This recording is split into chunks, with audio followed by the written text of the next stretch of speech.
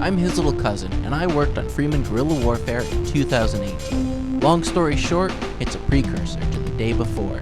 Like, comment, subscribe, and check out my 009 sound system video. Freeman Guerrilla Warfare is a first-person RTS game akin to Mount & Blade, but with guns. You take a band of goons around the world to battle other groups and towns to take over the world with town management mechanics and more. Freeman was a top-selling game in February 2018, even beating out Grand Theft Auto 5 for almost a week. The game was so popular that it made a few rounds around YouTube. From Splattercat Gaming to Level Cap Gaming, it had some decent popularity. Freeman gained its popularity through guerrilla marketing techniques. Aside from giving out as many game keys as possible to as many YouTubers as possible, the team abused an exploit on Twitter. Every time someone follows you on Twitter, you get a notification that you are followed and who followed you. So if you just follow everyone on Twitter, everyone sees your profile. Whether or not winks, hugs, and heart emojis influenced purchases is not something I will speculate on today. Make a game. Now, immediately I can hear people go, well, I'm an artist, I don't know how to code, or I'm a writer, I can't put together a game. Sure you can. You literally have no excuse because you can go to their stores. Like you can go to Unity store and buy a little game already made. That is Timothy Kane. He created Fallout and has been in the game industry since 1981. He has at least 44 years of experience. This is his advice for people creating a portfolio. An artist can make 3D models but might not know how to program. So if you buy a complete game and put your art in that game, then your art can be viewed from a practical perspective when applying to a job.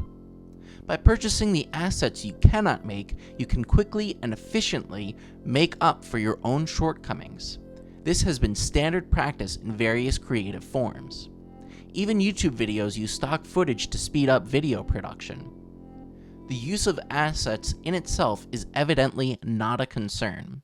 The problem consumers have with assets in games is that there's so many assets for sale, one can seemingly make a whole game without any work. The technique of developing games where the majority of the work has been completed by buying assets has been dubbed an asset flip. Freeman Guerrilla Warfare was definitively the most successful asset flip of all time. But where do I fit in? The year was 2018, Ugandan Knuckles was funny, and I was 20 years old. Desperate to get into games, I was looking for any jobs as an in to the industry. Because I had been working on several personal projects, I was able to get in as a moderator. KK Game Studio mentioned they were hiring, so I asked Otto Burks what his thoughts were. He said being a moderator is a great path to a job. One of the problems for the project was that Unity was deprecating JavaScript. The main developer used JavaScript for most of the custom code, but didn't know C# when assets were acquired. The way I got onto the project is that there was a bug in the FPS controller where guns would just stop working. Because the script was written in C#, I was sent a single script with none of the systems or other scripts it relied on. I wrote a fix with good old Notepad and it worked first try. Now is my time to shine and get in the studio. Long story short, KK Game Studio was allegedly legally registered in Rochester, New York with all American bank accounts, but I had to use my Chinese visa to go to Beijing. From an outside perspective, the game looks pretty good for a small team of 3 people. Starry-eyed, 20-year-old me was so excited to learn about how they made all this neat AI and FPS controllers. Suffice to say, I drank a whole lot of these. They are really good. The core to Freeman was an FPS template system with an FPS controller and AI enemies. Many of the models are free Mixamo models broken up just like this. Because the FPS asset was modular, it was always quick and easy to add new guns to the game. Scrolling through TurboSquid, you can see what guns you might want to add to the game, and with a simple asset pack of basic FPS animations like that of M4s and AKs, you can simply adapt and mix animations. I was starting to learn about network programming and making games moddable. One of my first tasks on Freeman was to try and implement online multiplayer and modability. Anyone with any experience should know that I had no idea what I was doing. From there, I was assigned to focus on making the single-player game better. No direction, just go. As this was my first large code base, I kinda just didn't know what to do. I did manage to add a few features like box selecting units in the RTS mode and the localization system. Having watched a lot of household name programmers like id Tech and Bungie discuss planning, communication, and collaboration, I found it staggering to just start with no information. No documentation, no game bible, no showing you around the project or anything. Having also worked in a Fidelity investment office years later, I'm wondering if 90% of software development is a refusal to communicate or onboard people. Anyway, it was obvious to me that I didn't know how to effectively plan changes to Freeman Guerrilla warfare. From here, I was given some direction and a bit of a tour of the project. I was able to make a few additional changes, but eventually ran out of ideas on what to change. As there was no documentation, when I asked for what was planned for the game, the main developer said, "It's all in my head. Writing it down seems like an absurdity." Anyway, when it comes to mechanics like the town management, it looks like it was made in about 2 hours. I was there. Yeah, concept to ship in 2 hours. I knew the game wasn't that fun, I knew the optimization sucked, I knew a lot of your gripes, and I asked about fixing them. Evidently, by sales, these concerns were less important than shipping daily updates. You ever hear those stories about how millionaires like Elon Musk slept on a couch in the office but were rewarded for their efforts? Eat, sleep, code, repeat. When I started my first day of actual work and started writing code, we were just working away. Maybe 10 or 11 o'clock at night, I asked, "So, when do we stop?" And we worked until we were too tired to keep typing. Wake up, shower, work on the computer. Those of you in the early days of early access wondering how we shipped updates every day, that's how we did it. 8 days a week, we worked on this project. After about 2 weeks, I asked for a more rigid schedule, and instead I was working from 9 in the morning to 9 o'clock at night. 12 hours a day, 7 days a week. As we were in China, the wages are different and paid in a different way.